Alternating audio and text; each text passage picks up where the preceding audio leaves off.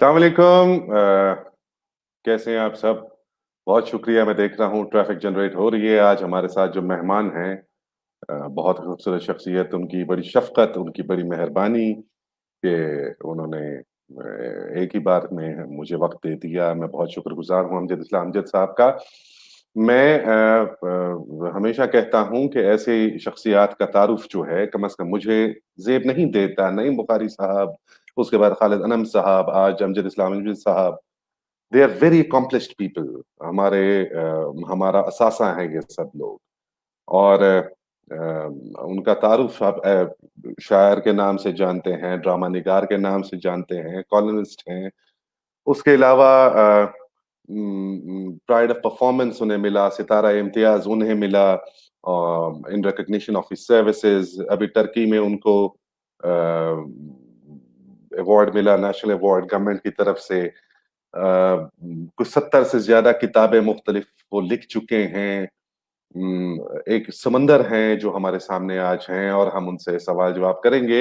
एक गुज़ारिश मैं आप सबसे करूँगा कि ये जो गुफ्तगू है हमारी किस अफ़वाह के प्लेटफ़ॉर्म से, इसको शेयर ज़रूर कीजिएगा ताकि आगे भी ये फैले और कोई सवाल आप पूछना चाहते हैं तो वो ज़रूर लिखिए। मुझे ये तो आज यकीन है कि कई नज़्मों की फ़रमाइश आएगी, लेकिन दूसरों को भी मौका दीजिए by sharing this live feed और ताकि जितने लोग इसको देख सकते हैं, वो देखें। मैं आपके सवालात गाहे-बगाहे गुफ्तगू के दौरान हाइलाइट भी करता रहूँगा और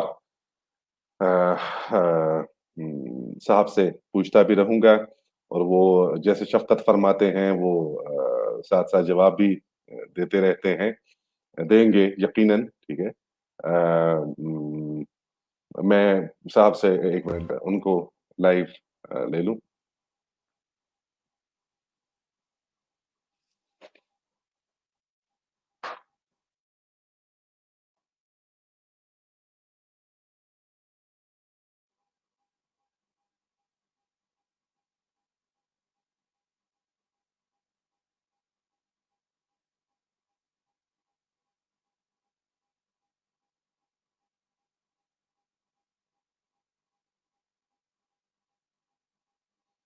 देखिए जी, ये टेक्नोलॉजी में थोड़ा-सा इंतज़ार करना पड़ता है, तो आपके सब्र और आपके ताउन का शुक्रिया। शुक्रिया इक़्तिदार, शुक्रिया फ़रहीन, अस्सलाम वालेकुम।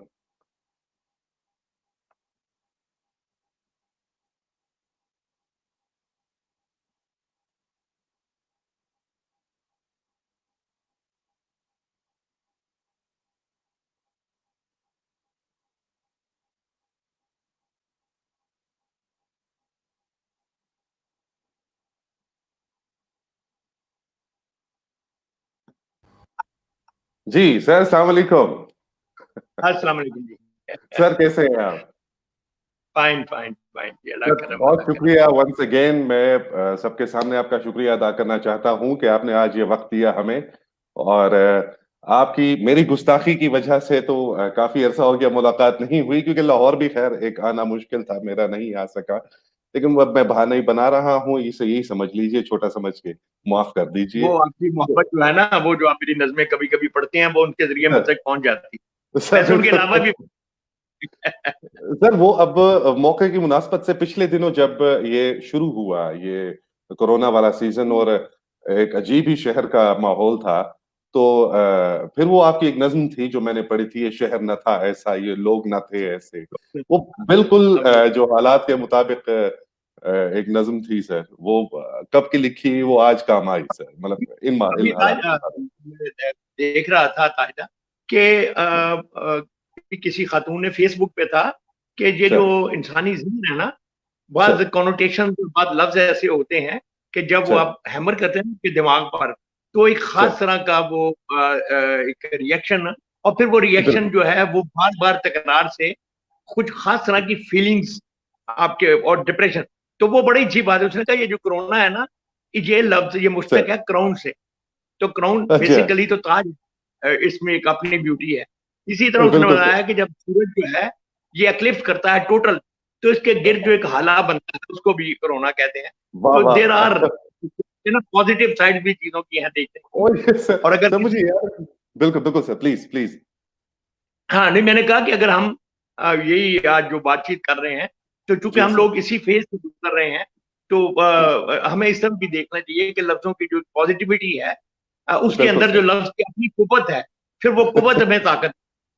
सर इससे मुझे छोटा सा वाकया याद आ गया कि मैं जब गवर्नमेंट कॉलेज पढ़ता था, तो बीए में एक थीसिस मिला था, या हमने खुद चुना था, कि वॉर पोएट्री में किस तरह से वो जो गोला बारूद या सब गोलियां, तो उसमें रोशनियां और रंग, और तो ये तो आपकी मर्जी, आप जो भी निकाल लें, इवन वॉर में भी आप कुछ अच्छा निकाल लें, तो that's how your mind works. But sir Aahista Aahista जो है हमारे मेहमान, हमें ट्रैफिक बढ़ रही है, लोग देख रहे हैं। सर सबसे पहले मैं आपसे पूछना चाहता था, आप लाहौर में पैदा हुए, लेकिन जो फैमिली का ताल्लुक आपका सियालकोट से था। सर व्हाट जी। Special in this Sialkot family sir? ये हमारे कई शोरा, बड़े नाम आप जैसे, सर ये सियालकोट में सर क्या है ऐसा सर? नहीं, असल में देखो बात यह है कि अगर आप गौर करने की कोशिश करो ना, तो जी दुनिया के हर खित्ते में आपको सर, कुछ लोग मिलेंगे जो उस खास इलाके की मट्टी में कोई बात होती है, बिल्कुल कहीं से सर, कोई म्यूजिशियन पैदा होते हैं, आर्टिस्ट सर पैदा सर होते हैं, सर और सर फर्ज कीजिए अलूम जो हैं, सर बाज़ सर किसी एक जगह पर एक अलूम के जो है नुमाए, तो ये एक बड़ा, मैं समझता हूँ कि एक पुरस्कार सा काम है, जो जो ये जो इल्म है, कम से कम मेरी दस्तरस में नहीं सर है, सर लेकिन इतना मुझे यकीन है कि इसका कोई ताल्लुक होगा जरूर, क्योंकि दुनिया बिल्कुल में कोई चीज बेमानी नहीं। जब बिल्कुल कोई सर। चीज तकरार के साथ होती है, तो कोई ना कोई प्रिंसिपल उसके पीछे होता है। अब वो सर डिस्कवर हो जाए तो और बात है, फिर सर वक्त तो हम अंदाजा ही नहीं देखिए सर, ये जो आपका लिखने पढ़ने का जो शुरू हुआ सिलसिला, और मैं इंटरव्यू का आपका सुन रहा था जिसमें आपने ये कहा था कि आप अपने वालिद साहब के लिए किताब लेकर जाते थे, और 35 जी। मिनट में पूरा नॉवल आप खत्म करते थे जब तक आप वालिद साहब को किताब देते थे। तो सर ये शुरू से किताबें पढ़ने का जो इतना आपने एक खजाना जमा किया अपने लिए, सर ये शौक भी कुछ लोगों के लिए भी हमारे बता दीजिए सर। हाँ, असल में देखो बात यह है कि एक बुनियादी चीज जो है ना, जो आप सर पूरी दुनिया में देखते हैं, जब इंसानों सर की को डेवलप करते हैं किसी इंसानी बच्चे को, तो सर उसके अंदर कहानी कहना और कहानी सुनना, जी किताब पढ़ना और किताब को समझना, सर इसके लिए खास एहतमाम किया जाता है। सर बदकिस्मती से हमारे माशरे में चूंकि ऐसा है नहीं, मसलन जो आज से 30 35 40 साल पहले का जो मुआशरा था, जिसको हम सर उर्दू मीडियम मुआशरा कहते हैं, जी उसमें सर बच्चों के पढ़ने के लिए था ही बहुत कम। जी बिल्कुल यानी जिससे उनको वाबस्तगी हो, उनका दिल चाहे उसको बार बार पढ़ने को, या वो देखने में बिल्कुल अच्छा लगे। तो बिल्कुल लेकिन ये बहरहाल अपनी जगह पे है। मेरा ये जो आप कहना चाहिए ना, कि जिबिलत में शायद था कि मुझे जी पढ़ने सर का शौक। जी अब वो चीजें जो थी, मेरी उम्र की जो चीजें होनी चाहिए थी, वो शायद मेरे इर्द गिर्द नहीं सर थी। सर लेकिन सर मुझे चूंकि पढ़ने का शौक था, तो मैं हुक सर हुआ, खास तौर पर मैंने ये भी जिक्र किया इब्ने सफी से। इब्ने तो सफी से वो बिल्कुल 112 सफ़े की किताब होती थी, और मैं बहुत तेज रीडर भी था। तो मैं सर वाकई उसको 35 30 मिनट में वो पढ़ लेता था, और मुझे जितनी सर भी समझ में आती थी, लेकिन वो मजा देती, क्योंकि उसमें कैरेक्टराइजेशन बहुत अच्छी थी, उसकी जी जबान लैंग्वेज बहुत अच्छी थी, और जो स्टोरी टेलिंग जो थी। बिल्कुल तो बिल्कुल मैं इसे समझता हूँ कि आगे चल के जिंदगी में जो मैं ड्रामा निगार बना, जी और उसमें जो एक कैरेक्टर बनाना है, बिल्कुल ह्यूमर जी कैरेक्टर हैं, जुमले के जरिए, तो इन चीजों का यकीनन असर जो है कुछ ना कुछ उन किताबों के जी साथ होगा। और इसलिए बिल्कुल मैं सर चाहता हूँ कि हम हर बच्चे को, अब जो हो गया पीछे जो हो गया, अब अपने जी हमारी जो अगली नस्लें हैं, इन जी बच्चों में ये स्टोरी टेलिंग और स्टोरी लिसनिंग और रीडिंग जो है, इसको, अभी मैं एक दोस्त का इंटरव्यू देख रहा था, मुझे खुद भी, मैं जापान में उससे मिला था, मदद तानिश से, सर कि सर वहां सर भी कोई 10 बरस की उम्र तक बच्चों को जी सिर्फ अच्छा इंसान बनाना सिखाते हैं, बिल्कुल कुछ नहीं बिल्कुल पढ़ाते। बिल्कुल सर, बहुत जरूरी है, सिर्फ बहुत उसको जरूरी उसके जो एक रवैये हैं, उसके सोचने का अंदाज जो है, उसका जो व्यू है जिंदगी को है जी देखने का, जी जी सिर्फ बिल्कुल सर उसमें पॉजिटिविटी डेवलप करते हैं। जी तो आप देख लीजिए कि हमारे यहाँ इसकी कितनी कमी है, लेकिन बिल्कुल इतना टैलेंट अल्लाह ने दिया है, हमारे यहाँ इतना हुनर है लोगों में, कि इसके बावजूद बिल्कुल अ, हुनरमंद लोग पैदा होते रहते हैं हमारी नई नस्ल में।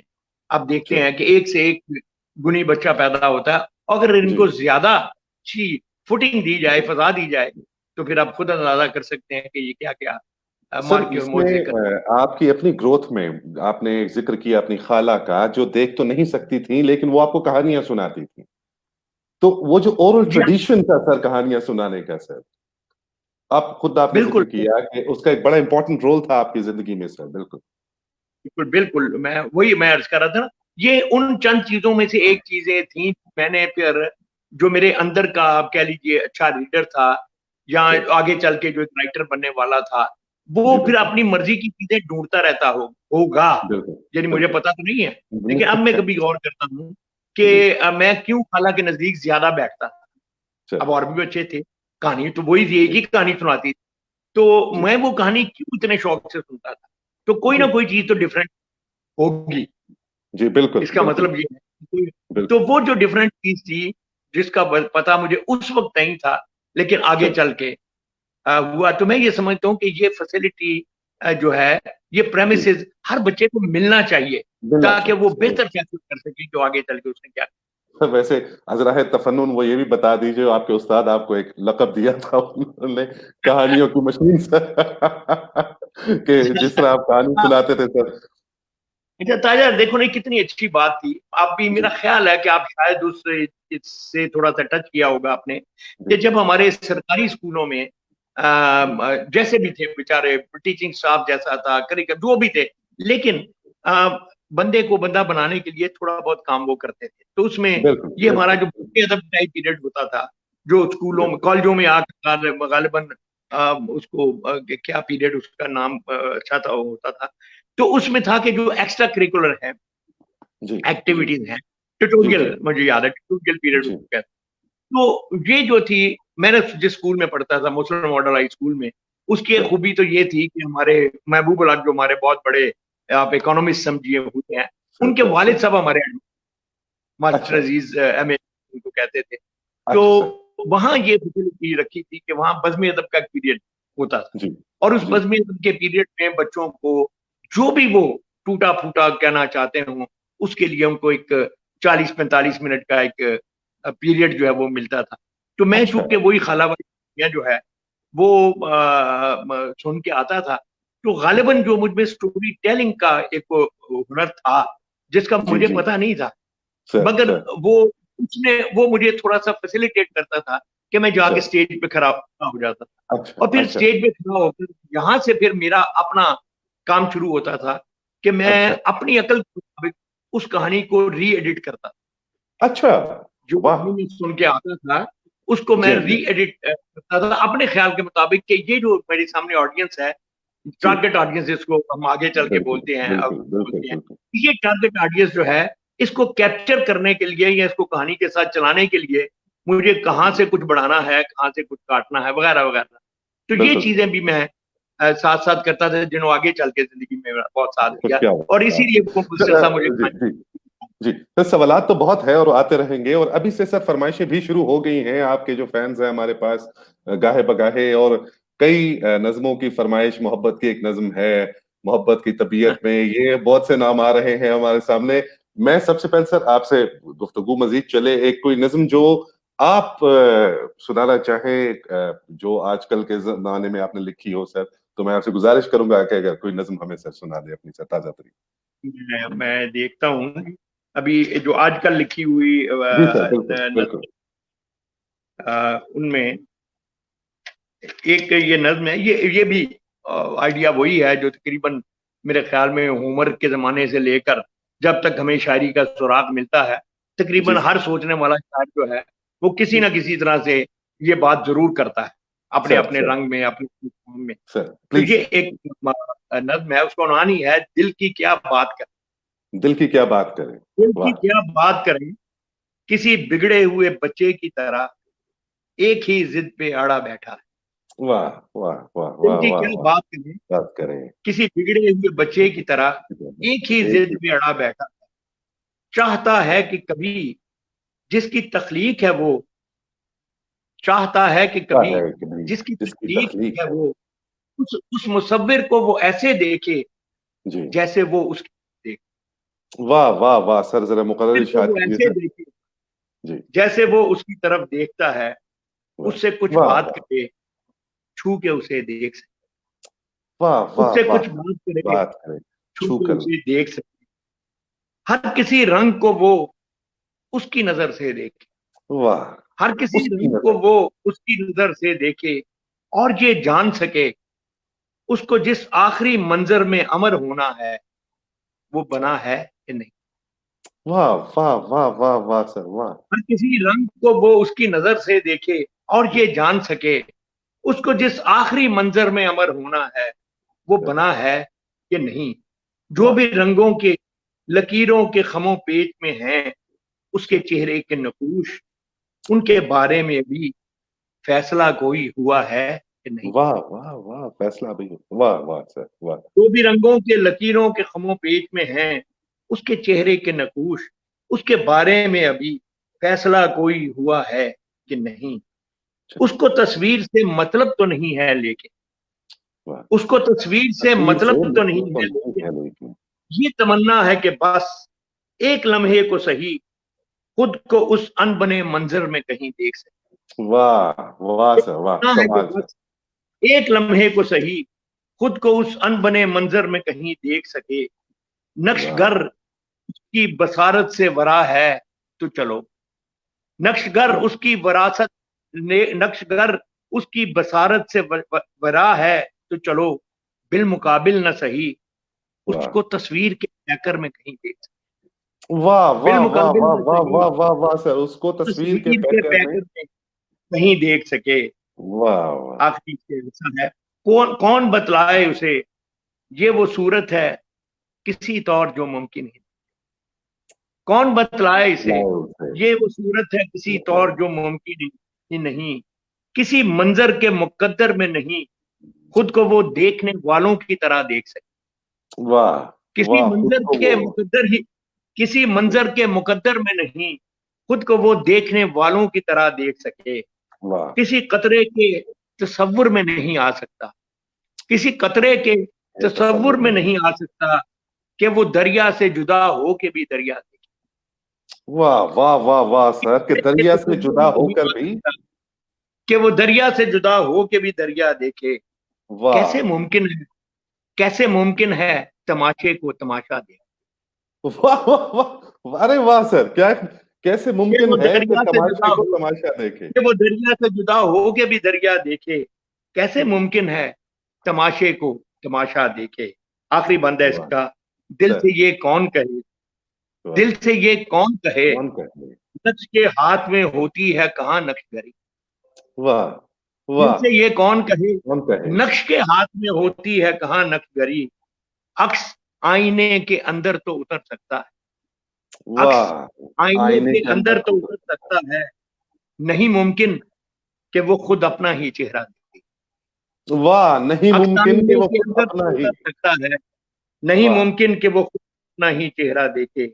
ये तो मुमकिन है उसे देख रही हो दुनिया। आखिरी दो लाइनें, ये तो वाह ये मुमकिन तो है मुमकिन है उसे देख कि रही उसे हो देख दुनिया। रहे। कैसे दुनिया से अलग हो के वो दुनिया देखे। वाह कैसे दुनिया कैसे से दुनिया से अलग हो अलग के होके वो दुनिया। वाह वाह वाह सर ये वाह तो वाह मुमकिन वाह। है, ये तो मुमकिन है उसे देख रही हो दुनिया। दुनिया कैसे दुनिया से अलग हो के वो होके दुनिया वो देखे। दुनिया देखे। दिल की वाह क्या सर। बात करें किसी बिगड़े हुए बच्चे की तरह एक ही जिद पे अड़ा। सर बहुत बहुत बहुत शुक्रिया। हमारे साथ मेहमान हमें ज्वाइन करते जा रहे हैं और सैयद अली हमीद साहब हमारे दोस्त हैं कि इस खूबसूरत कोशिश के लिए बहुत शुक्रिया। अमजद साहब बिलाशुबा हमारा असासा हैं, कोई शक नहीं। अमजद साहब हमारा असासा हैं और मैं बहुत शुक्रगुजार हूँ। मेरी थोड़ी शफकत इनसे प्यार ज्यादा है। मैं एक फैक्ट बताना चाहता हूँ फिर साहब से पूछूंगा। साहब को क्रिकेट का भी काफी शौक रहा। सर मैं सही कह रहा काफी नहीं बहुत बहुत हूँ। बहुत ज्यादा, बल्कि जरूरत से ज्यादा काफी। जी हाँ। और साहब ने इस्लामिया कॉलेज में मेरे ख्याल से आप कलर होल्डर हैं। तो सर उस जमाने की कोई जी बात जी बताइए अपने और किस तरह गवर्नमेंट कॉलेज को आपने हराया था सर। जी हाँ, ये ऐसा ही वाकया था जी कि 1952 से के बाद से इस्लामिक कॉलेज ने हारना शुरू किया था गवर्नमेंट कॉलेज से। अच्छा और अच्छा। 1964 तक ये तसलसल जारी रहा। और जी। एक बात मैं आपको बताता हूँ कि उस जमाने में जो पाकिस्तान की क्रिकेट टीम बनती थी वो तकरीबन आधी इन दोनों कॉलेजों से बनती थी, तकरीबन जी आधी। सर। अच्छा, तो सिर्फ इन 2 कॉलेजों से बनती थी पूरे पाकिस्तान की टीम जो है। तो अच्छा। गोया इस टीम में खेलना या उसमें ये बड़ी बात हुआ। तो 1964 में जो हमारा फाइनल हुआ, तो उसमें अच्छा। हम लोग जीते थे, तो 12 साल के बाद। तो मुझे बड़ी यानी वो खुशी है तो कि मैं उस जमाने में वही वो कहाँ गए खेलता क्रिकेट था। से? और बाद में रेगुलर आप खेले वो या जो आप छोड़ कहते दिया? हैं ना कलर, वो जो कॉलेज का कलर है वो भी इसी हवाले से मिला। अच्छा, माशाल्लाह। तो सर अभी भी खेल मतलब कब छोड़ी सर क्रिकेट आपने रेगुलर खेलना सर? थोड़ी इतना नहीं, ये छूट गई। असल में वो मैं जब एक दोराहे भी आ गया ना जिंदगी में कि अब मुझे किस तरफ सही। जाना चाहिए, तो जी, जी। वो जो मेरी चॉइसेस थी उनमें मैंने जो अंदाजा लगाया उस वक्त, और गालिबन सही अंदाजा लगाया कि ये जो स्पोर्ट्स है ये मेरे हॉबी और शौक की हद तक तो ठीक है, लेकिन जी, ये मेरा प्रोफेशनल, मेरा लाइफ स्टाइल शायद नहीं बन बिल्कुल, सकते। बिल्कुल, बिल्कुल, इस बिल्कुल। काबिल इतना पोटेंशियल मेरा नहीं है कि मैं सही। इसमें ज्यादा आगे तक जा अच्छा। सकूं। वो बहरहाल अब मैं समझता हूं सर, कि जो फैसला मैंने किया वो जी। सही था, इसलिए कि आगे चल के सही था। जी, बिल्कुल सर। मुझे इजाज़त दीजिए सर, हमारे पास कुछ मेहमानों के सवालात भी आ रहे हैं। फ़ारूक अहमद हामिदी साहब हैं, हमारे बड़े बाकमाल सीनियर म्यूज़िशियन भी हैं। उन्होंने एक सवाल पूछा है सर कि उर्दू शायरी पर बाद अज़ क़याम पाकिस्तान अमजद साहब से पूछिए कि क्या राय है? तक़सीम हिंद के बाद हिंदुस्तान और पाकिस्तानी शायरी के रंगों में इतना फ़र्क क्यों महसूस होता है? तो ये फ़र्क सर आपको भी महसूस होता है कि तक़सीम से पहले और तक़सीम के बाद जी कोई हमारी उर्दू शायरी में फ़र्क हुआ? Please sir. जी जी, बिल्कुल हुआ। देखिए, उसकी बड़ी बुनियादी वजह है। जी, वजह यह है कि जैसा कि हम सब जानते हैं कि उर्दू उर्दू जबान जो है ये एक मुसलमानों के साथ हिंदुस्तान में एंटर हुई, और अच्छा। मुसलमान जब आए थे तो वो जी, 2 जबानें लेकर आए थे। उनकी जी, मजहबी दीनी जबान तो अरबी थी, जी, कल्चरल जबान फारसी, और अच्छा। उसमें थोड़ा-सा टर्किश को भी ऐड आप कर लें, जी, बिल्कुल टर्किश सर। वाली फारसी। तो ये वो ज़बानें लेकर जब आए, तो जहाँ हिंदुस्तान की जो लोकल ज़बानें थीं, उनके अच्छा। साथ उनका जब मिलाप होना शुरू हुआ, तो चूँकि ये ज़बानें मेजर ज़बानें ये थीं, इसलिए आखिर तक आप देखेंगे कि उर्दू का जो सिंटैक्स है, इसका जो कल्चर है, इसका जो मिज़ाज है, बल्कि इसमें जो शायरी की मुख्तलिफ असनाफ़ हैं, उन सब का बहुत गहरा ताल्लुक है अरबी, फ़ारसी और तुर्की ज़बान। जी, बिल्कुल सर। तो अब बाद में हिंदी का भी असर आया, दोहा मसलन हिंदी से आया, हम देखते हैं गीत जो है वो हिंदी से आया, और भी कुछ असनाफ हिंदी से आई।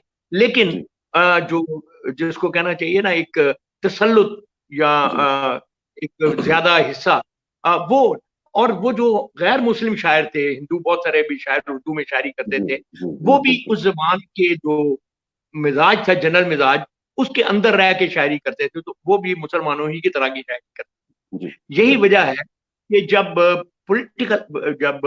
सियासी जद्दोजहद शुरू हुई, तो जी, बदकिस्मती से ज़बान को पॉलिटिक्स का एक हिस्सा बना दिया गया, और अच्छा। मुसलमानों उर्दू को मुसलमानों की ज़बान करार दे जी, दिया गया।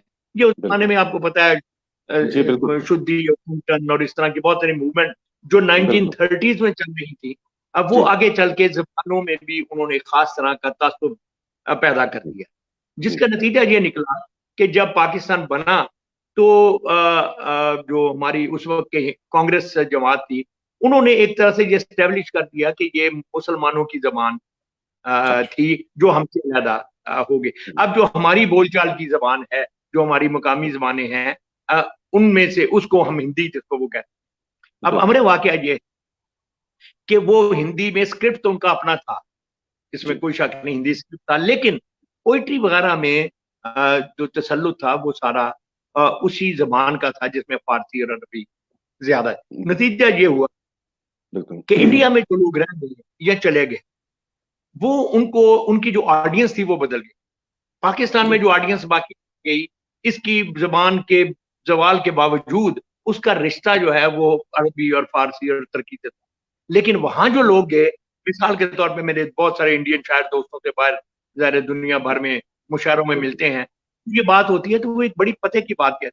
वो कहते हैं अच्छा। देखिए बात ये है कि हमारी जो टारगेट ऑडियंस है, जो मुशायरा जी, सुनने जो टिकट लेकर आते हैं या हमें पैसे जी, देते हैं, वो जी, अज़ाफ़ते नहीं जानते, वो अच्छा। अरबी और उर्दू जो इस्तिलाहें हैं वो नहीं जानते। जी, तो अगर हम इस्तिलाहों में या उस तरह की शायरी करेंगे तो उनके ऊपर से गुजर जाएगी। हमारा ये बिल्कुल पेशा सही। भी है और हमने सही। कम्युनिकेट भी करना है। तो फिर होते होते ये हुआ कि आहिस्ता आहिस्ता उनकी शायरी का मिजाज थोड़ा मुख्तलिफ होता चला गया, और फिर वक्त के साथ साथ आप समझिए कि वो इतना फर्क पड़ गया कि अब हम कह सकते हैं बाकायदा तौर पर कि वो उर्दू शायरी जो पाकिस्तान में होती है और वो जो इंडिया में, वो बाकायदा तौर पर एक दूसरे से खासी हो गई। बहुत शुक्रिया सर, मेरी बहुत ये कोई अच्छी बात नहीं है, ये कोई अच्छी बात नहीं है, लेकिन मेरा तज्जिया ये है कि ये वाकया इस तरह से हुआ है, और खाम खा इस लिसानी मसले को सियासी मसला बनाकर एक ऐसी सिचुएशन पैदा कर दी गई जो डिजायरेबल नहीं। बिल्कुल बिल्कुल सर, बहुत शुक्रिया, आपने जवाब दिया सर। अब मैं लोगों को रोक नहीं सकता कि एक नज्म की जो फरमाइश है वो बहुत ज्यादा आ रही है, मोहब्बत की तबीयत में सर। ये अगर आप मेहरबानी करते सर हमें बता दें, ये बार बार सर हमारे कमेंट्स में यही आ रही है सर। जी जरूर। असल में बात यह है ताहिर के हम लोगों ने हमारे अपने मौजूआत तो बड़े बड़े खूबसूरत है, लेकिन नज्म चूंकि हमारे पास आई ही बुनियादी तौर पर खुसूसन आजाद नज्म और जदीद नज्म, ये आई है वेस्ट से। तो वेस्ट के जो रवैये थे वो हम में से बहुत से रवैये हमारे मुख्तलिफ, तो हमने ये किया कि उन रवैयों को भी का इख्तलाफ जो है उसको कभी सिंक्रोनाइज करने की, हल करने की, मिलाने की कोशिश नहीं की। मिसाल के तौर पर हमारे मुआशरों में ये था कि भाई आप बीवी से जितनी मर्जी मोहब्बत करते हो, अब आप उसको, ये वो बड़ा अजीब है कि सुबह दोपहर शाम उसको कहें I love you, I love भाई यार एक दफा कह दिया, अभी शादी कर ली, अब घर ले आए हैं वगैरह, तो अब क्या बार बार बात उसे नहीं पता वगैरह। लेकिन फितरत इंसानी ये है, ये हम देखते हैं इंसानी फितरत का, नफ्सियात का मुताला करते हैं, तो लोग अपने बारे में अच्छी बातें सुनना चाहते हैं, और जिन लोगों को वो पसंद करते हैं, जिन लोगों को वो अच्छा समझते हैं, उनके मुंह से उनको अच्छी बात या अपने लिए कंसर्न की बात ज्यादा अच्छी लगती है। अब ये एक रवैया है कि अगर हम दिल में जितनी मर्जी, वो जैसे कहते हैं सोए हुए बच्चे का मुंह चूमना, तो उससे सोए हुए बच्चा कहते मुझे क्या पता चला, तो वो जो है तो मैंने हुआ ये इस नज्म का एक पस मंजर है, इसलिए ये मैंने इसी बात आपको मेरी बेगम जो है, बेगम मेरी वो मेरी शायरी पढ़ती वगैरह भी है, सुनती वगैरह भी है, और क्रिटिसाइज दुनिया की हर बीवी करती है। तो लेकिन उन्होंने मुझसे ये एक सवाल किया कि भाई बात ये है कि ये क्या आप लोगों ने क्यों अज्यूम कर लिया है कि एक दफा कह देना काफी है, 3 दफा कह दिया कबूल है कबूल है कबूल है, तो सो के 50 साल तक इसकी बाज़गश जो है वो चलती रहेगी, कैसे चलती रहेगी? चाहिए कि इसको जैसे तजदीद होती है किसी चीज की, उसको रिफ्रेश करना, तो हर जज्बा जो है मांगता है। कोई भी चीज है वो पड़े पड़े बासी हो जाती, उस पर जंग लग जाता, थिंक दैट, तो उसको रिफ्रेश करते रहना चाहिए। तो ये असल में ये इसका मुहर्रक था कि वाकई मेरे ज़हन में आया कि ये चीज जो है, ये बात हो क्या तो ठीक रही, तो ये नज़्म जो है ये, हाँ, तो इसलिए आप भी अपनी बेगम साहबा को ये नज़्म मेरी तरफ से सुनाई। तो बिल्कुल सर, मैं उनको आज जरूर सुनाऊंगा सर। और जिन दोस्तों ने फरमाइश किया वो भी इस बात को याद रखें। बिल्कुल सर, क्या उन्होंने भी सुनानी है सर आगे, ठीक है। इसका मान यह है तुम्हें मुझसे मोहब्बत है। मोहब्बत की तबीयत में ये कैसा बचपना कुदरत ने रखा है, मोहब्बत की तबीयत में ये कैसा बचपना कुदरत ने रखा है कि ये जितनी पुरानी, जितनी भी मजबूत हो जाए, इसे तायीद ताजा की जरूरत फिर भी रहती है। कि ये जितनी पुरानी, जितनी भी मजबूत हो जाए, इसे तायीद ताजा की जरूरत फिर भी रहती है। यकीन की आखिरी हद तक दिलों में लहलहाती, यकीन की आखिरी हद तक दिलों में लहलहाती हो, निगाहों से टपकती हो, लहू में जगमगाती हो, हजारों तरह के दिलकश हंसी हाले बनाती हो, इसे इजहार के लफ्जों की हाजत फिर भी रहती है, इसे इजहार के लफ्जों की हाजत फिर भी रहती है। मोहब्बत मांगती है, मोहब्बत मांगती है यूं गवाही अपने होने की, मोहब्बत मांगती है यूं गवाही अपने होने की, कि जैसे तिफले सादा शाम को एक बीज बोए और शब में बारहा जमीन को खोद कर देखे किताब कहाँ तक, जमीन को खोद कर देखे कि पौधा अब कहाँ तक है। मोहब्बत मोहब्बत मांगती है यूं गवाही अपने होने की, कि जैसे तिफले सादा शाम को एक बीज बोए और शब में बारहा उठे, जमीन को खोद कर देखे कि पौधा अब कहाँ तक है। मोहब्बत की तबीयत में अजब तकरार की खू है। मोहब्बत की तबीयत में अजब तबीयत में तकरार की अजब खू तकरार है। के खूब। मोहब्बत की तबीयत में अजब तकरार की खू है, कि ये इकरार के लफ्जों को सुनने से नहीं, कि ये इकरार के लफ्जों को सुनने से नहीं थकती। बिछड़ने की घड़ी हो या कोई मिलने की साथ हो, बिछड़ने की घड़ी हो या कोई मिलने की साथ हो, इसे बस एक ही धुन है, कहो मुझसे मोहब्बत है, मोहब्बत है, कहो मुझसे मोहब्बत, मोहब्बत है। वाह कहो वाह मुझसे वाह मोहब्बत सर, है, वाह वाह कहो वाह। मुझसे मोहब्बत है। मोहब्बत है, तुम्हें वाह। मुझसे मोहब्बत है, समंदर से कहीं गहरी, सितारों से सिवा रोशन, पहाड़ों हम्म, की तरह कायम, हवाओं की तरह दायम, जमीन से आसमां तक जिस कदर अच्छे मनाजर हैं, मोहब्बत के कनाए हैं, वफा के इस्तिहारे। वाह वाह वाह से वाह सर, आसमां वाह। तक जिस कदर अच्छे मनाजर हैं, मोहब्बत के कनाए हैं, वफा के इस्तिहारे हैं, इंतजार है। हमारे हमारे हैं।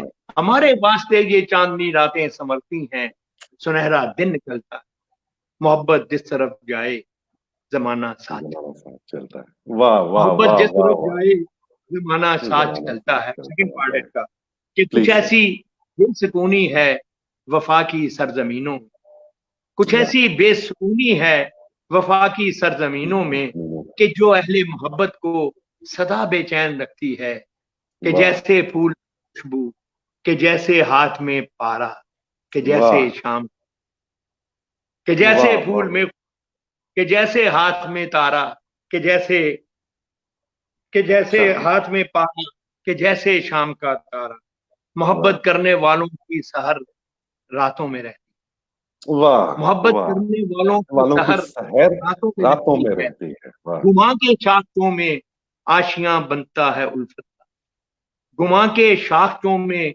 आशियां बनता है उल्फत का, ये यानी वसल में भी हिजर के खदशों में रहती, वाह वाह वाह यानी वाह। वसल में भी हिजर के इधर खदशों के में रहती खतों है। में।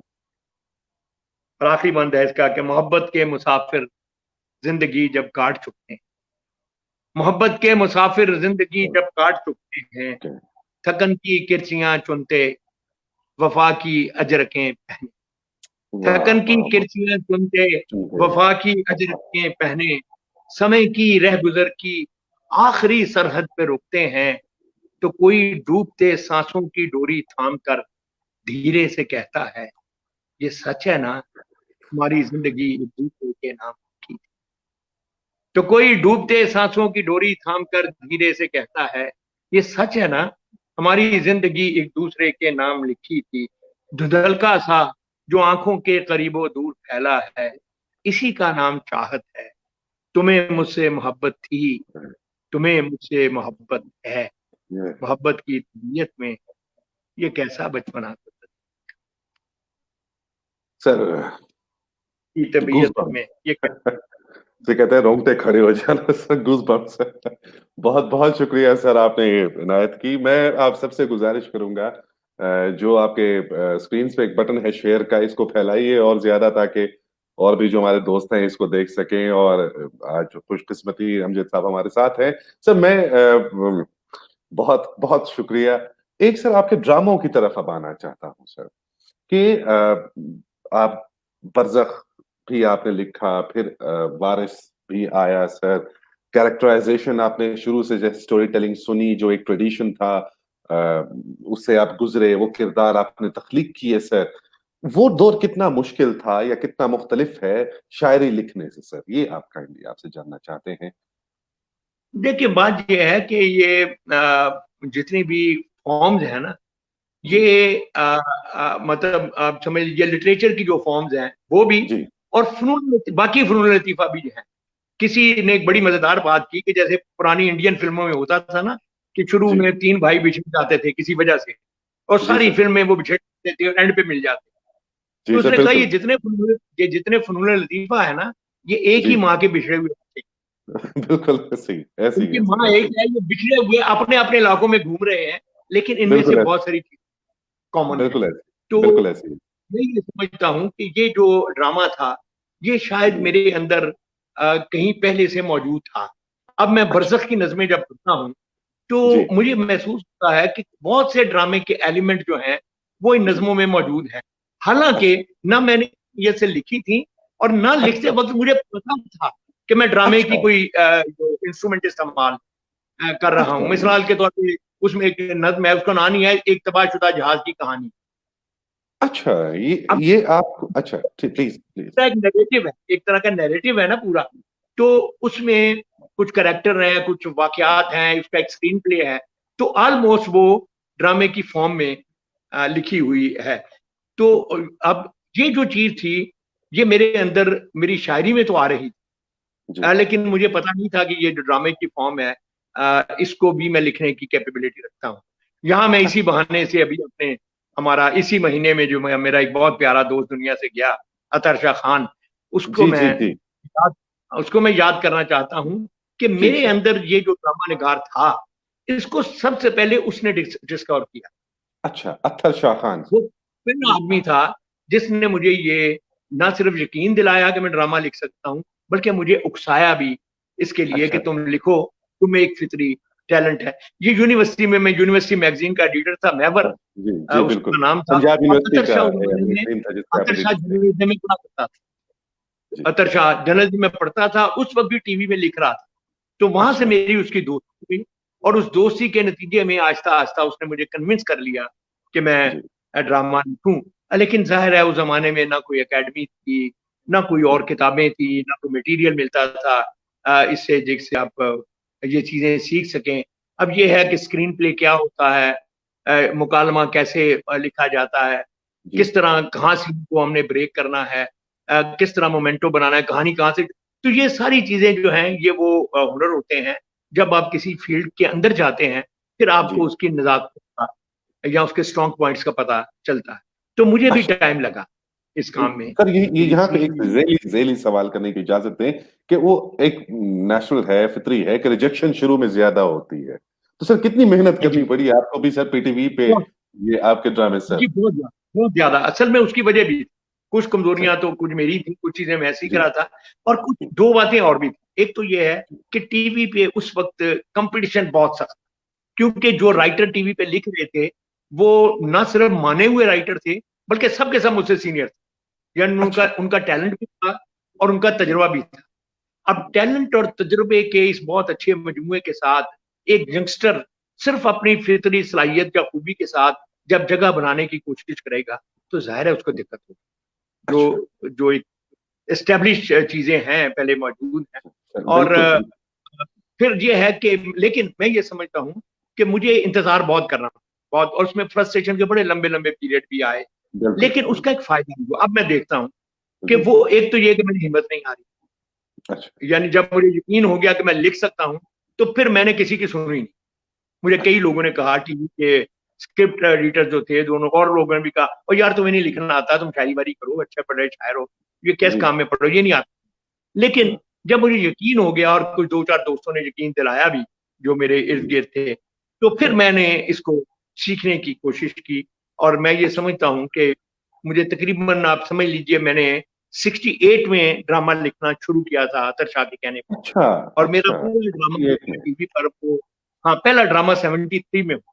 तो 5 अच्छा, साल जो हैं ये पूरे फ्रस्ट्रेशन से भरे हुए साल अच्छा, थे कि अब मैं बार-बार ये कहने की कोशिश कर रहा हूँ कि मुझे लिखना आता है और जी, आगे से हर बंदा जवाब दे रहा है यार करो कोई और काम। सर तो ये बड़ा तकलीफ वाला पीरियड होता है। लेकिन इस पीरियड ने ये हुआ कि जब मैंने मुझे रास्ता मिला, थोड़ी-सी जो जिसको कहते हैं ब्रेक थ्रू मिला, तो जी, मैंने उस ब्रेक थ्रू को फिर जिसको कहते हैं ना बहुत जफ़ा मार लिया, पकड़ लिया जब बहुत मारना बिल्कुल ठीक है दूर सर, से। और बिल्कुल ठीक है सर, फिर ये है कि मैंने फिर सीखने की मैंने बहुत कोशिश की, मैंने प्रैक्टिस की, मेहनत की, मैंने पढ़ा और यही जी, मैं लोग अब ड्रामा लिखना चाहते हैं नौजवान, तो उनसे जी, भी मैं यही कहूँगा कि सर, अगर आपको यकीन है अपने अपने टैलेंट पर, तो जी, फिर उस टैलेंट को आगे ले जाने के लिए जो पहले से लोग मौजूद हैं, और जी, जो उनकी खूबियां, जब तक जी, आप उनको नहीं समझेंगे और उनके इर्द गिर्द जो उनके मुकाबल के नहीं आ सकेंगे, तो फिर जी। कभी आप अपनी उसको फितरी टैलेंट से इंसाफ सर नहीं कर यहीं पे सकेंगे। यहीं पे मुझे इजाज़त दीजिए कि आपने हमेशा स्किल या क्राफ्ट की ज़िक्र किया कि उसको सीखने की ज़रूरत है, बाकायदा एकेड और आप पढ़ाते भी हैं सर। तो सर किस तरह मतलब हमारे यहाँ शुरू में तो ये था कि सेल्फ टॉट होते थे, खुद को पढ़ाने वाले और अब समझा जाता है कि आता है, लेकिन वो आता नहीं है। तो नहीं नहीं, ऐसे कितना भी नहीं ज़रूरी थे। है सर स्किल को वो जो अगर निखारना? पुराना जमाना भी देखिए ना, वो भी इतना सेल्फ टॉट नहीं था, अगर आप गौर करें ना। मिसाल के तौर पर आप ये देखें कि रवायत होती थी शायरी में उस्ताद की, सर, यानी इवन अल्लामा इकबाल जितना बड़ा आदमी, मतलब जी, जो खुद मास्टर था, तो जी, वो भी दाग से इसरा लेता था। जी, तो ये तो वो जो जिसको मैं कह रहा हूँ ना, सीखना फन भी, जी, तो ये उस जमाने में भी लोग, लेकिन ये है कि बाद जो फितरी टैलेंट एक्स्ट्रा ऑर्डिनरी होता है, अब हुँ, वो बहुत जल्दी इस चीजों को सीख लेता है। और हुँ, फिर ये है कि वो देखते ही देखते अपने उस्तादों से भी आगे जी, निकल जाता है, लेकिन हुँ, सीखता वो जरूर है। मैं हमेशा जी, ये कहा करता हूँ कि देखें, ये जितने भी है ना, परफॉर्मिंग आर्ट्स कह लीजिए या जी, जी, जितने भी जी, जी, आर्ट्स हैं, ये आर्ट और क्राफ्ट का मजमुआ है। जी, इसकी आर्ट की साइड है वो तो नेचुरल, मतलब हुँ, मुझे मुझे या आपको या किसी और को अल्लाह ताला आवाज अच्छी दे देता है, जी, बिल्कुल। लेकिन आवाज अच्छी के साथ जब तक आप सुर को कंट्रोल करना, ताल को नहीं बिल्कुल, सीखते, बिल्कुल, बिल्कुल, राग को बिल्कुल। नहीं सीखते, जी, म्यूजिक के साथ मिल के गाना नहीं सीखते, तो फिर वो आवाज तो किसी काम की नहीं आएगी, आप सिंगर तो नहीं बन बिल सकते। अगर से वो बिल्कुल, आवाज है, तो बिल्कुल, इसीलिए ये है कि जब आपको अल्लाह ने आवाज दे दी है या शायरी का हुनर दे दिया है, तो फिर जी, प्लीज उसके क्राफ्ट को उसको भी बिल्कुल, बहुत सही। सीखें। तो यहाँ पे एक मानने सवाल आ की रहा है, अगर मुझे इजाज़त दें कथा कलामी की, कि लोग कहते हैं, हमारी दोस्त तमन्ना हैदर वो पूछ रही है कि लोग कहते हैं कि ड्रामा लिखते वक़्त अपने इर्द-गिर्द की कहानियाँ न लिखें, बल्कि अपने तसव्वुर से कहानी क्राफ्ट करें। क्या ये ज़रूरी है? नहीं, नहीं, ये मैं पहले ये मेरे ख्याल में बात शायद वो कुछ और उनके ज़हन जी, में है। देखिए, जी, कहानियाँ तो होती ही आपके इर्द-गिर्द है। जी, अब इर्द-गिर्द की कहानियों में फिर आप अपना तसव्वुर या तख़य्युल या चीज़ें ऐड करके उनकी शक्लें बदल सकते हैं, लेकिन असल जो चीज़ है वो तो हमारे इर्द-गिर्द की ज़िंदगी है। ड्रामा क्या है? ड्रामा हमारे इर्द-गिर्द की ज़िंदगी है। हम जिसको मतलब कहा जाता है कि ड्रामे का मेन जो है पार्ट वो है कॉन्फ्लिक्ट। वो जी, कैरेक्टर के दौरान भी हो सकती है, मुख्तलिफ चीज़ों के दौरान। तो ये कॉन्फ्लिक्ट हमारे इर्द-गिर्द से ही हम लेंगे ना। जी, यानी इसके मीडियम जो हैं, इसके कैरेक्टर जो हैं, इसके वाकयात जी, जो हैं। लेकिन ये है कि अब आप उन कहानियों को इस तरह से बयान करें कि वो नई लगनी शुरू हो जाए। लगे कि पहली बिल्कुल, बार ये अब ये रागा था। ये बिल्कुल, कमाल है आपके फन का कि आप जी, पुरानी कहानी को इस तरह से पेश करें या इस तरह से सुनाएं या इस तरह से दिखाएं कि लगे कि ये आपने क्रिएट की है, ये ओरिजिनेट की है। हालांकि ली आपने भी इधर उधर से ही बिल्कुल, होती बिल्कुल, है। बिल्कुल। तो अगर आप उसको छुपा सकें इस चीज को, और उसके ऊपर एक ऐसा लेबल लगा सकें कि वो अपनी लगना शुरू हो जाए, तो ये बड़े बहुत, और ये उस्तादों को नसीब होता है, हर किसी को नसीब। Sir thank you very much, बड़ी अच्छी बात। सर हमारे दोस्त हैं तोहरल तुराब अली साहब और वो पूछ रहे हैं कि हमने जो उर्दू अदब थिएटर ड्रामे लिखने का जो एक ट्रेडिशन है सर, पार्टीशन के बाद जो उर्दू ड्रामा थिएटर के लिए जो लिखा जाता है सर, वो कुछ उर्दू में नायाब है, कुछ ज़्यादा पाया नहीं जाता। क्या ये सही है और अगर ये है तो इसकी वजूहात क्या हैं सर? थिएटर के लिए। नहीं, ये सही है बात कही। देखिए, बात ये है कि थिएटर प्ले भी जो हमारे यहाँ आया ना, वो यूएस से आया। जी, जब ईस्ट इंडिया कंपनी के साथ गोरे आए यहाँ, तो जी, गोरों को दो तीन चीजों की प्रॉब्लम थी। एक जी, तो वो टेनिस खेलना चाहते थे, डांस करना चाहते थे, क्रिकेट खेलना चाहते थे, और इसी बिल्कुल। तरह थिएटर देखते थे। ये वो चीजें थी जो वो इनहेरिट करके पीछे थे, लेकर आए थे।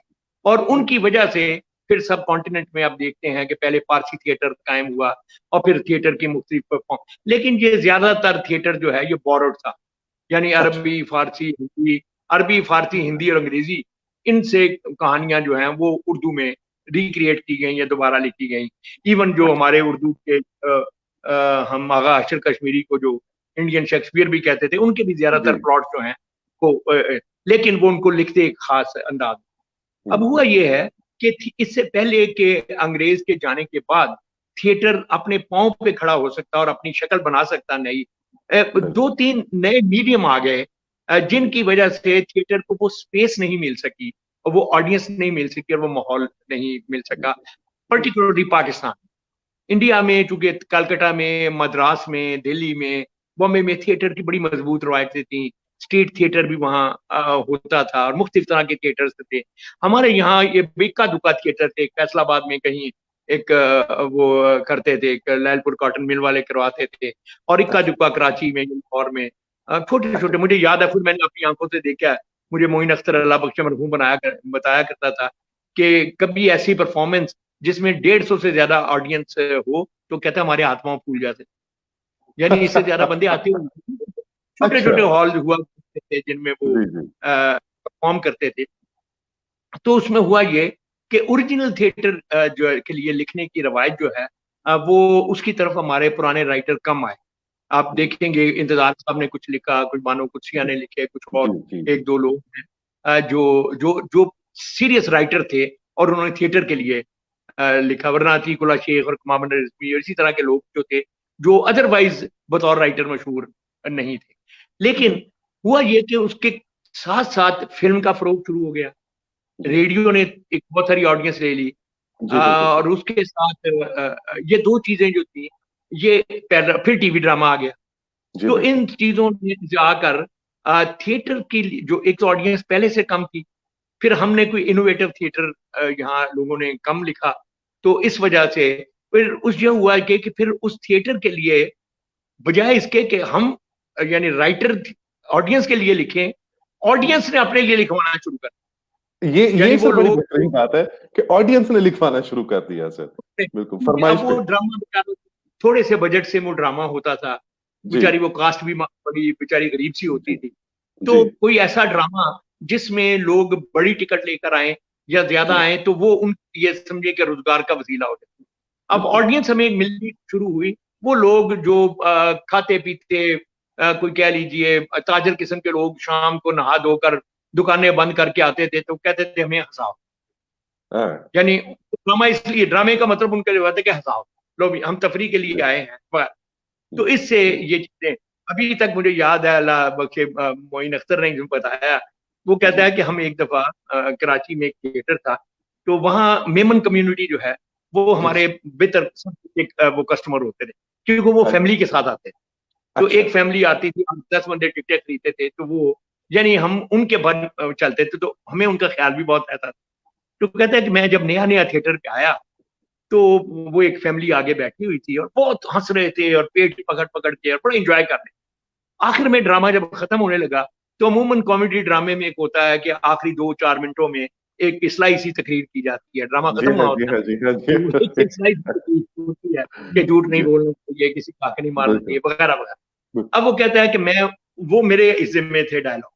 कहता मैं वो बिल्कुल। बोल रहा था, तो मुझे महसूस हुआ कि बिल्कुल सामने की सीट पे एक बुजुर्ग बैठा हुआ है जो बहुत हंस रहा था, वो खड़ा हो रहा है। अच्छा। तो मैंने कहा वॉशरूम में जाना होगा या कोई वजह होगी। कहते जब मैं यूं करके वापस मुड़ा, तो मैंने देखा कि वो मेरी तरफ आ रहा है।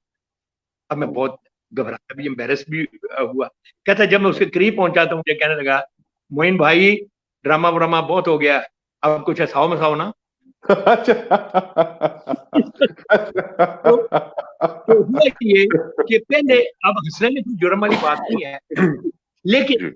जब आप हंसी को फक्कड़पन पे और फिर फटकर। उड़ानी पे और फिर बेहूदगी पे ले जाएं, जी तो जी फिर जी। वो ड्रामा मैं समझता हूँ कि नहीं रहता। तो हुआ ये कि हमारे यहाँ वो जो कॉमेडी थी, वो आहिस्ता आहिस्ता डिट्यूरेट होने लगी, और जी होते होते एक ऐसी सतह पे पहुंच गई जिस पर उसको नहीं पहुंचना चाहिए था, क्योंकि उसकी वजह से जो थोड़े बहुत राइटर थे भी, जो थिएटर लिखते हैं, मतलब मैंने खुद 3 थिएटर प्ले जो है वो मैंने लिखे। लेकिन जी जी। आप क्या मानेंगे कि मैंने आखिरी थिएटर प्ले 86 में लिखा अच्छा। था। अब 34 मैंने कोई थिएटर ड्रामा नहीं हम्म, लिखा। हालांकि उसमें पैसे भी बड़े मिलते हैं और भी बड़ी बिल्कुल। चीजें, लेकिन सिर्फ इसलिए कि जब ये स्टेज पे जाता है, तो जिन लोगों के हाथ जाता है उन बेचारों की जी रोजी लगी हुई है उन हंसाने पे, तो वो उस बिल्कुल ड्रामे को भी अपनी रोजी का बनाकर तो एक ऐसी शक्ल उसकी बना देते हैं कि जो बिल्कुल। मुझसे वो किसी भी बंदे से लिखने वाले से बर्दाश्त नहीं हो। लेकिन बिल्कुल ये बड़ी आई कैन डिप्लोरेबल डिप्लोरेबल तकलीफ सिचुएशन है। मैं अब भी समझता हूँ कि हमारे यहाँ अच्छा ड्रामा लिखने की गुंजाइश भी है, आप देखिए नापा में, कराची में कुछ जी, प्लेस बिल्कुल। वो बना रहे हैं, बनाते इस्लामाबाद में हैं, पीएनसी में बिल्कुल। यहाँ भी लाहौर आर्ट काउंसिल में भी कभी कभार।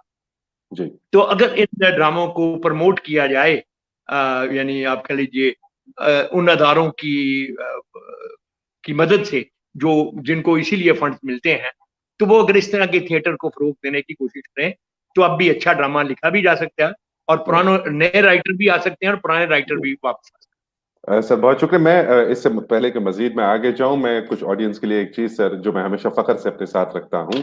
सन 2010 में अमजद साहब ने अपनी डायरी से ये मुझे दिया था, एक नज़म इन्होंने लिखी थी, कहते हैं हैं। जिसको हाँ इश्क। और ये हाँ वही बैठे थे और उन्होंने ये नज़म मुझे इनायत कर दी थी। ये मैंने पढ़ी भी है पहले भी। और सर आपके अच्छा लिए मैं दोबारा आपको डेडिकेट करने के लिए सर ये जो मैं कोशिश कर सकता हूँ सर। उसके बाद चूंकि अगले अगले सवाल एक कोई आपका 50 मिनट हमने आपका बहुत वक्त ले लिया। तो ये है कहते हैं नहीं जिसको इश्क। ये बड़ी खूबसूरत इसकी इमेजरी बड़ी प्यारी है कि कहते हैं जिसको इश्क अजब मरहला है ये। कहते हैं जिसको इश्क अजब मरहला है ये, सबसे जुदा है इसकी मुसाफत के पेचो खम। जैसे किसी पहाड़ की एक घूमती सड़क, रास्ते बहुत तवील मगर फासला है कम। हर मोड़ पर लगे हैं मुकद्दर के आईने, पर इनमें कोई अक्स कहीं ठहरता नहीं। मौजे शराब जिसमें कोई तैरता नहीं, इस शौक में कि अपनी निगाहों से देखिए, होते हैं जाके मंजरों मंजिल कहां बहम। रुकते नहीं है राह में थकते हुए कदम, गुर्बत के सुबह शाम बिताने के वास्ते, एक आसरा सा दिल को दिलाने के वास्ते। गुड़ जैसे बांध ले कोई दहकान घेस में, यूं रख के अपनी आंख की पुतली में तेरा गम। यूं रख के तेरी आंख की पुतली में तेरा गम, इन दायरों में चलते चले जा रहे हैं हम। तो सर ये आपके लिए एक डेडिकेशन है सर। बहुत अब हमारे पास सर वक्त, मैं तो चाहता बैठा रहूं लेकिन मेरी कोशिश होती है घंटे से ज्यादा मैं अपने मेहमान को तकलीफ ना दूं सर। बहुत सवाल अभी हमारे पास हैं लेकिन एक नज्म अगर मैं गुजारिश करूं आपसे, अगर आप हमें इनायत कर दें सर, तो मैं बहुत मशकूर हूंगा अपने मेहमानों की तरफ से, आपकी तरफ सर। जिंदगी के मेले में अगर ये आप सुना दें सर तो मैं बहुत आपसे मैं मशकूर जरूर मैं ये सुना देता हूँ, लेकिन इससे पहले मैं ये जी क्योंकि मैं कोशिश करूंगा कि ये इंटरव्यू जब मिलता है तो हमारे दोस्त हैं इंडिया में, गुलजार, हम सभी जानते हैं गुलजार को, जी जी बिल्कुल सर तो बिल्कुल। मेरे बहुत अजीज दोस्त हैं। तो एक नज्म उनको बहुत पसंद है, वो बहुत इसका जिक्र भी सर करते हैं मेरे प्लीज बारे में, जो उसमें भी उन्होंने जिक्र किया उसका। तो वो नज्म मुझे इसलिए भी बहुत पसंद है कि उनके तो मिजाज के करीब वो है ही, लेकिन इसमें भी वही अच्छा बात है जो मैंने शुरू में अर्ज की थी कि वेस्ट की बहुत सारी चीजें हैं जो हमारे यहाँ आकर अप्रोप्रिएटली यूज नहीं हुई। यानी अच्छा या तो उनकी नकल बाय नकल हो गई या उनकी टोटल रिजेक्शन हो गई। तो जी ये दोनों चीजें ही ठीक नहीं है।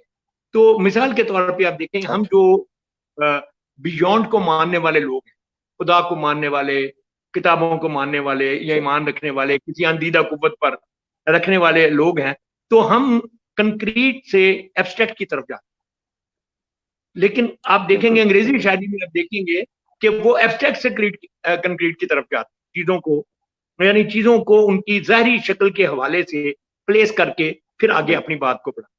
हमारे यहाँ बिल्कुल हमारी शायरी बिल्कुल। में आमतौर पर, चूंकि इस नज्म में वो जो अंग्रेजी नज्म का अंदाज है, और चूंकि गुलजार जी खुद भी इसी में ज्यादा वो जी लिखते जी हैं, जी जी सर बिल्कुल बिल्कुल बिल्कुल।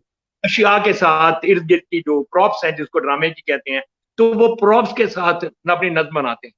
तो ये सर नज्म प्लीज भी, इसमें भी प्रॉप्स बहुत यूज हुई हैं, तो सर प्लीज इसलिए प्लीज ये, और तो सर मुझे ये प्लीज प्लीज सुनाइए। मुझे बहुत पसंद, ये सर मैं प्लीज आपको सुनाइए। प्लीज सुनाता सुनाइए। हूँ। बिल्कुल, ये मैंने निशान तो लगा के रखा हुआ है।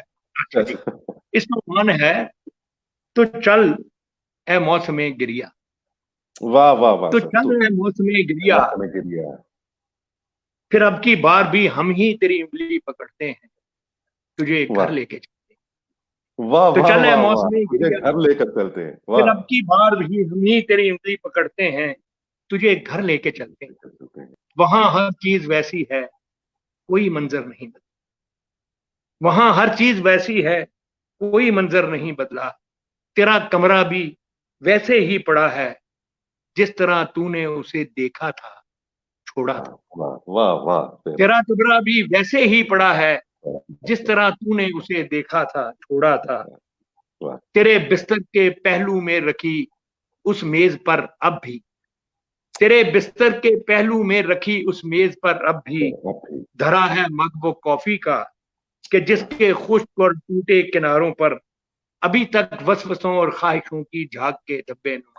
वाह वाह वाह वाह वाह वाह वाह सर, क्या क्या तेरे इमेजरी है। बिस्तर के वाह पहलू में वाह धरा है वाह मग वाह वो कॉफी का, कि जिसके खुश्क और टूटे किनारों पर अभी तक वसवसों और ख्वाहिशों की झाग के धब्बे नुमाया है। वाह वाह वाह कलम है, कलम है जिसकी निब पर रज्जुगों की रोशनाई यूं लरसती है, कि जैसे सूखते होंठों पे पपड़ी जमने। वाह सर वाह कलम है, कलम है जिसकी निब पर रज्जुगों की रोशनाई यूं लरसती है, कि जैसे सूखते होंठों पे पपड़ी जमने लगती है। वो कागज हैं जो बेरोए हुए कुछ आंसुओं से भीगे, वो कागज हैं कागज है। जो बेरोए हुए कुछ आंसुओं से भीगे रहते हैं। वाह तेरे चप्पल, वाह तेरे चप्पल भी रखे हैं, वाह सर तेरे चप्पल भी रखे हैं, कि जिनके बेसमर तलवों से वो सब ख्वाब लिपटे हैं, जो इतना रौंदे जाने पर भी अब तक सांस। वाह सर तेरे क्या बात। चप्पल भी रखे हैं, कि जिनके बेसमर तलवों से वो सब ख्वाब लिपटे हैं, जो इतना रौंदे जाने पर भी अब तक सांस लेते हैं। तेरे कपड़े जो गम की बारिशों में धुल के आए थे, मेरी अलमारियों के हैंगरों में अब भी लटके। तेरे कपड़े जो गम की बारिशों में धुल के आए थे, मेरी अलमारियों के हैंगरों में अब भी लटके हैं। दिलासों का वो गीला तौलिया और हिचकियों का अधघुला साबन, वाह दिलासों का वो गीला तौलिया और हिचकियों का अधघुला साबन चमकते वॉश बेसन में पड़े हैं, और ठंडे गर्म पानी की वो दोनों टूंटियां अब तक रवां हैं, तू जिन्हें उस दिन किसी जल्दी में चलता छोड़ आया। वाह गिलासों का वाह वो गीला तौलिया और हिचकियों का अधगुला साबन चमकते वॉश बेसन में पड़े हैं, और ठंडे गर्म पानी की वो दोनों टूटियां अब तक रवां हैं, तू जिन्हें उस दिन किसी जल्दी में चलता छोड़ आया था। और दरीचे की तरफ दीवार पर लटकी घड़ी अब भी हमेशा की तरह आधा मिनट पीछे ही है। दरीचे वाह की तरफ दीवार पर लटकी घड़ी अब भी हमेशा की तरह आधा मिनट पीछे ही रहती है। कैलेंडर पर रुकी तारीख ने पलकें नहीं, कैलेंडर पर सर रुकी तारीख ने पलकें नहीं झपकी, और उसके साथ आवेजा, और उसके साथ आवेजा वो एक मंजर, वो एक तस्वीर जिसमें वो मेरे इशाने पे सर रखे मेरे पहलू में बैठी। क्या और बात उसके है। वाह साथ वाह वाह आवेजा वाह वो एक मंजर, वो एक तस्वीर जिसमें वो मेरे इशाने पे सर रखे मेरे पहलू में बैठी है। मेरी वाह गर्दन और उसके गेसुओं के पास एक तितली खुशी से उड़ती फिरती। वाह वाह वाह मेरी सर। गर्दन, गर्दन मेरी और उसके गर्दन और उसके गेसुओं के पास एक ऊपर। तितली खुशी से उड़ती फिरती है। कुछ ऐसा सेहर छाया है कि दिल रुकता हवा चलती हुई महसूस, कुछ कुछ ऐसा ऐसा सेहर है छाया है छाया है। कि दिल रुकता हवा चलती हुई महसूस होती है। आखिरी वाह बंद है। वाह मगर है प्लीज। मौसमे गिरिया, मगर है मौसमे गिरिया उसी साथ, न जाने किस तरफ से तू चला, न जाने किस तरफ से तू चला आया, हमारे बीच से गुजरा, हमारे बीच से तू इस तरह गुजरा, कि जैसे दो मुखालिफ रास्तों को काटती सरहद, कि जिसके हर तरफ बस दूरियों की गर्द थी। हमारे बीच से गुजरा, हमारे बीच से तू इस तरह गुजरा, कि जैसे दो मुखालिफ रास्तों को काटती सरहद, कि जिसके हर तरफ बस दूरियों की गर्द उठती है। उसी एक गर्द की तह सी तुझे दरवाजे की बेल पर जमी शायद नजर, उसी एक गर्द वाह की तह सी तुझे दरवाजे की बेल पर जमी शायद नजर आए। कोई तस्वीर के अंदर कमी शायद नजर आए, तमन्ना से भरी आंखें जो हरदम मुस्कुराती थीं, अब उन आंखों के कोनों में नमी शायद नजर आए। आय अब उन हाय हाय आंखों के हाय, कोनों में वाह वाह वाह सर। वाह वाह वाह नजर सर वाह। सर वाह वाह वाह। बहुत बहुत बहुत शुक्रिया सर। आप आपकी कॉमिक्स तरह देख ही मुझे रहे अंदाजा है होंगे। कि मुझे आपके जो साथी दोस्त देखने वाले हैं, मुझे अंदाजा है वो भी आपकी तरह साहिब ज़ौक़ होंगे, इसलिए मैंने कहा कि आपको कोई फिर ये नई और कॉमिक्स में कुछ आप देख सकते हैं कि वेल मैं क्या कहूँ सर, हमें सर मैं बेहद मशकूर हूँ फिर से आपका कि आपने वक्त दिया। एक सवाल सर, आखिरी सवालात तो बहुत थे लेकिन मेरे ख्याल से ये एक सवाल की गुंजाइश मेरे पास है। हमारे दोस्त हैं नवीद ताजगोरी साहब, अ, वो ये जानना चाहते हैं कि फिल्म की तरफ अच्छे लिखारी क्यों नहीं आते सर? ये एक सवाल फिल्म से भी इसका जवाब मुतल्लिक भी हो। तकरीबन वही कमोबेश मिलता-जुलता ड्रामे वाला सवाल ही अच्छा, है बिल्कुल, बिल्कुल, कि बिल्कुल। आप देखिए जब पाकिस्तान बना ना, तो हमारी जो फ़िल्म इंडस्ट्री थी उसमें लाहौर में भी फ़िल्में बनती थीं। जी, लेकिन जब बॉम्बे से जैसे मंटो या दूसरे लोग हैं, तो बहुत सारे फ़िल्म रज़ा मीर साहब आए और लोग, तो ये फ़िल्मों के वो लोग हमारे यहाँ कुछ आए, जो कि प्रॉपर्ली ट्रेन्ड थे फ़िल्म इंडस्ट्री के, फ़िल्म बनाने, लेकिन इनके जी। पास पैसा नहीं। अच्छा, ये लोग थे, टैलेंट इनके पास था, मगर इनके पास पैसा नहीं। तो कुछ ऐसे फ़िल्म के फ़ाइनेंसर, प्रोड्यूसर आए, जो कि फ़िल्म के साथ कमिटमेंट जिनकी थी, जो फ़िल्म अच्छी बनाना चाहते थे। तो यूँ हुआ कि हमने देखा कि पहले कोई 15-20 साल में पाकिस्तान में फ़िल्में जो बनी, उनमें से बेशतर फ़िल्में बहुत अच्छी थी और उस वक़्त वो इंडिया की टॉप की इंडस्ट्री का मुकाबला भी करती थी। उसके बाद फिर वही हुआ कि जब वो जनरेशन निकल गई, तो जैसे हमारे यहाँ सियासत में हर मामले कि हमारे यहाँ रिप्लेसमेंट बहुत कम हो। एक हुँ। आदमी जब जाता है तो उसकी रिप्लेसमेंट हमें नहीं मिलती। ये एक अपनी लंबी बहस है कि क्यों नहीं मिलती, लेकिन नहीं जी, मिलती। जी, बिल्कुल। तो फ़िल्म में भी यही हुआ कि 70s में आकर वो लोग जिन्होंने इस फ़िल्म की इंडस्ट्री की बुनियाद रखी और उठाई थी, वो आहिस्ता-आहिस्ता फिज़ल आउट होना शुरू हो गए। या तो बूढ़े हो हुँ, गए या ज़िंदगी से, और फिर ये हुआ कि वो जो प्रोड्यूसर होता था, उसकी जी। जगह खालिस फाइनेंसर आ गया। उसकी हुँ, जगह बिल्कुल ऐसे सही। वही बदल गए जो फ़िल्म कमर्शियलाइज़ेशन का फ़िल्म पहलू के उसमें ज़रिए आ कमाना जाता चाहता। वो है। बिल्कुल फ़िल्म सर, बिल्कुल। इसलिए करना चाहता था कि इसमें कमाई, तो जी, वो बिल्कुल सर, कमाई का बिल्कुल। जो एलिमेंट था, उसकी जगह से एक तो ये है कि वो टैलेंट पीछे से नहीं आया उस तरह का, उतना ज़्यादा। बिल्कुल सर, फिर बिल्कुल। आगे से जो खरीदने वाला है, वो एक डिफरेंट किस्म का आया और यूँ आहिस्ता-आहिस्ता हमारी फ़िल्म इंडस्ट्री जो है, वो नोज़ डाउन होना शुरू हुई, नीचे की तरफ जाना शुरू हो आई गई। कैन इमेजिन अब सर, आप आई ये कैन देखिए कि इमेजिन। मैंने 1982 में मैंने परवेज़ मलिक के साथ फ़िल्म लिखी थी, एक उनकी फ़िल्म थी कुर्बानी, उसके मैंने अच्छा, डायलॉग अच्छा, लिखे। अच्छा, उसके बाद फिर मैंने निजात और उसकी एक और फ़िल्म लिखी।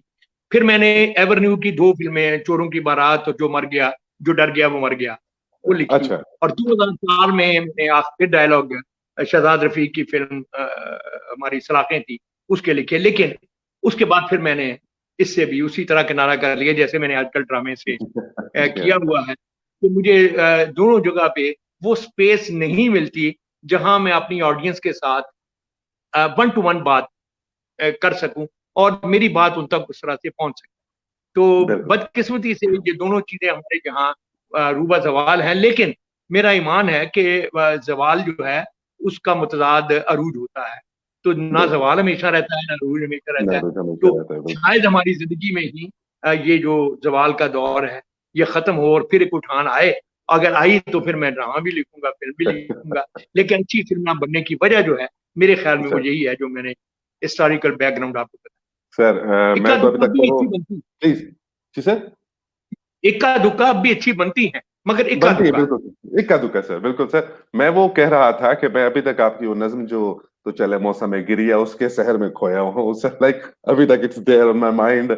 सर खुदा आपको सलामत रखे, खुदा आपको हमारे साथ रखे, खुदा आपको नहीं, सेहत दे वो जो सर। आपकी मैं फरमाइश तो नहीं टाल सकता, जो आपने सर फरमाइश की थी और मैंने की अक्सर वो सर, लोग मुझे ये था कि घंटा अब हो गया है तो मैं आपको ज़्यादा तंग ना करूँ। आप अगर प्लीज़ मैं सुना दें मैं तो मैं अब तो आखिर लोग में बहुत आपको बैठे। वो प्लीज़ आपको सर, आप प्लीज़, दोस्तों सबको उस प्लीज़, नज़्म प्लीज़ को, सर, प्लीज़, प्लीज़। ज़िंदगी के मेले में, ख्वाहिशों के रेले में, ज़िंदगी के मेले में, ख्वाहिशों के रेले में, तुमसे क्या कहें जाना इस कदर झमेले में, तुमसे क्या कहें जाना इस कदर झमेले में।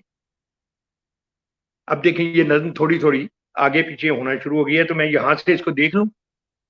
तो उसमें ना थोड़ी सी आराम से आसानी प्लीज हो। प्लीज आराम से देखिए, मैंने म्यूट कर दिया क्योंकि मैं साथ साथ दोहराता हूँ फिर, इसलिए वो आप में खलल न पड़े, मैं इसलिए म्यूट कर देता हूँ। आप प्लीज देखिए सर आप आराम से। नहीं, मैं हाँ, मैं इसको, क्योंकि मैं नहीं चाहता कि वो बीच में कहीं वक्त भी किधर।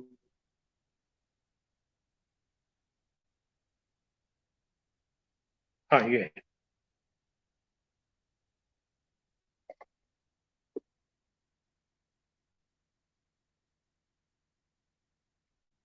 जी हाँ, इस नज्म का उन्वान है जरा सी बात।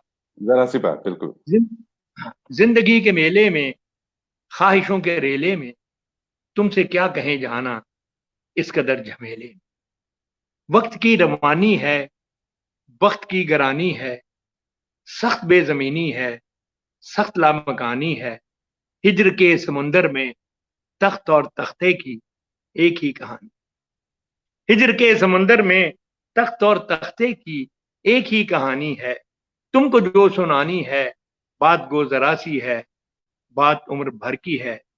और उम्र भर की बातें कब दो घड़ी में होती। उम्र भर की बातें कब दो घड़ी में होती हैं। दर्द के समंदर में अनगिनत जजीरे हैं, बेशुमार मोती हैं। आंख के दरीचे में तुमने जो सजाया था, बात उस दिए की है। आंख के दरीचे में तुमने जो सजाया था, बात उस दिए की है।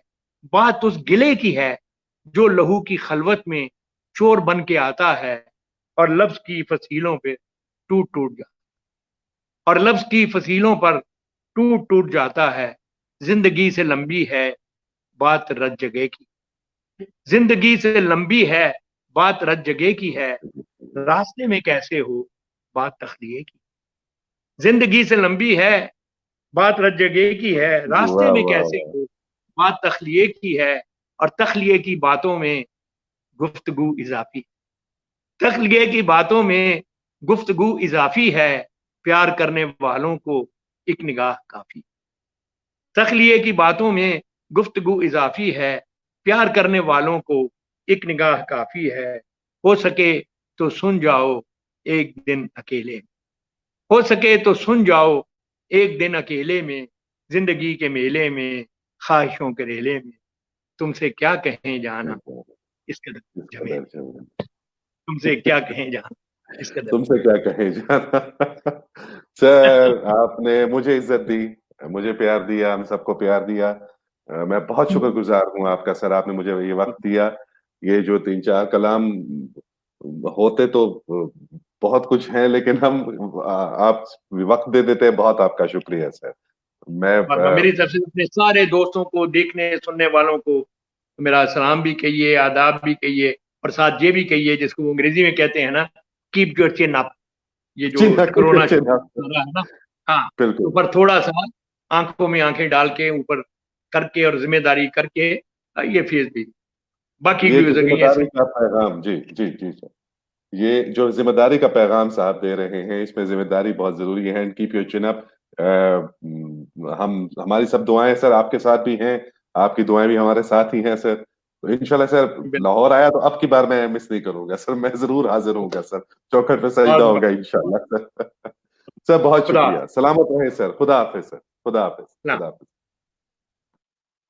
हाँ हाँ, बहुत शुक्रिया आप सबका। फरूक हाफिज साहब, सामिया, कुरतुलैन, नरीमान, वजी, Taqi Jawad Sahab, Iqra Sarfaraz, I am still in this spell, Farheen, Manha, Momina, नौशाह,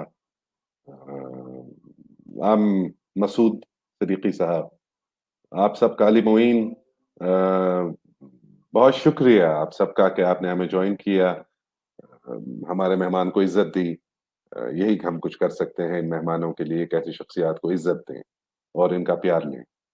मैं बहुत मशहूर हूँ आप सबका कि आप सब ने हमें ज्वाइन किया। कि सब वहाँ पे रहिए, इस गुफ्तगू को आगे बढ़ाइए। ऐसे मौके कहाँ मिलते हैं कि अमजद साहब से बैठ के उन्हीं की शायरी सुन लें। इसको शेयर कीजिए, लोगों तक पहुँचाइए।